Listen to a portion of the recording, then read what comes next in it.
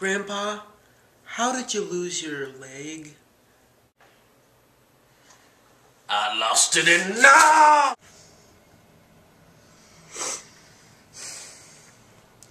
Vietnam, or as this globe says, Indochina. Back before the days of the Vietnam War, the French owned colonies there. Here's a Frenchman. The French were minding their own business, exploiting the people in their colonies, and everything was going swimmingly. Until the inhabitants got a little uppity and started the First Indochina War, known as Dien Bien Phu. It was time for America to step in. We didn't want the French to lose, so we began to aid them. But, surprisingly, the French ran away again.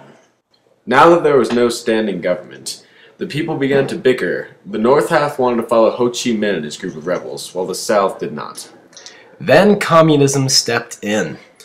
Russia and China found the opportunity to start aiding and training Ho Chi Minh's people and the North Vietnamese. The United States was worried that if communism was pushed by the Soviets and the Chinese into the Southern Asian region, Vietnam would force communism upon Thailand, India, and of course Laos. I don't have weapons to fight the North Vietnamese. Thank you, Larry. I got it. So now that America was giving guns to the South Vietnamese and China was giving guns to the North, it was a direct example of the Cold War.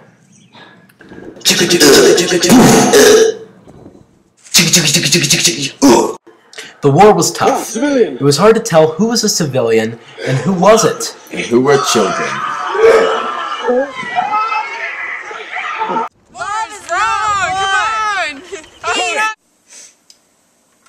A young group of intellectuals came together to oppose the war and the draft.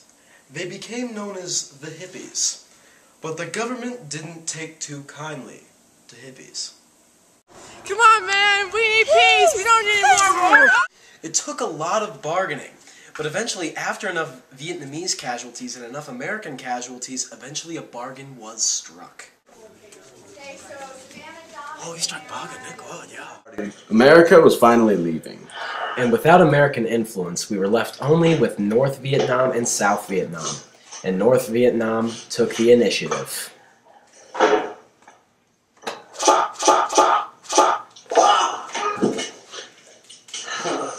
And that was the Vietnam War.